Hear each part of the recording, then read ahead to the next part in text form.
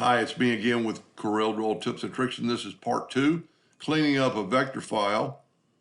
And we've done the outside circle, we've done the inside cut line. Now we're going to work on this. I like working with it out of the page, and we still got our nudge factor set real high. We're going to grab that and move it out of the way. Now we're going to go to Object and ungroup it. And I'm actually going to move this all the way to the other side of the page. Let's take that I so we won't forget it later. Let's take this and move it over. There's another I. We could probably just leave them, but I would like to have it all together. Now, for just a second, we're going to move our larger circles out of the way and then our other circle out of the way. And we're going to nudge this back so we're in the center of the page because the whole thing was in the center. There's several ways you can do this, and what he's wanting is, see, like this has almost a point, and this has a curve. So if we look at this, it's 15.12.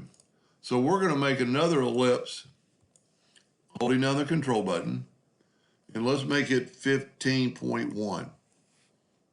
And then let's put P, put it in the center of the page. And you can see our logo is not in the center of the page, or this part is not. So let's back that up. Let's Control G to group it together and hit P. It moved it just so slightly. And let's hit P, put it in the center of the page. So now we have another ellipse that's just hopefully inside. For the time being, we're going to hold down the Shift key and bring it in just a little bit more. And then we're going to take the virtual segment delete key and delete these other parts of the circle. And there's probably several ways to do this, but this is probably just as fast and just as good. And then we could take these lines out, because what he's doing, he's actually going to cut it out. So we're a lot better off than we were. I'm going to take that line and make it a hairline. Double click on it and make it a hairline to make sure it's all the same.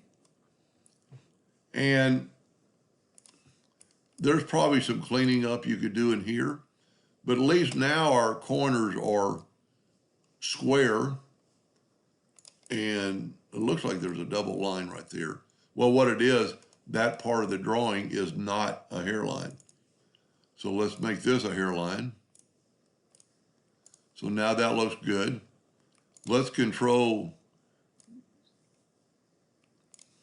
select it all and Control G. It should be in the center of the page. This should be good to go. And then we can bring in our wordage back. Now, I have a little bit of problem with this wordage.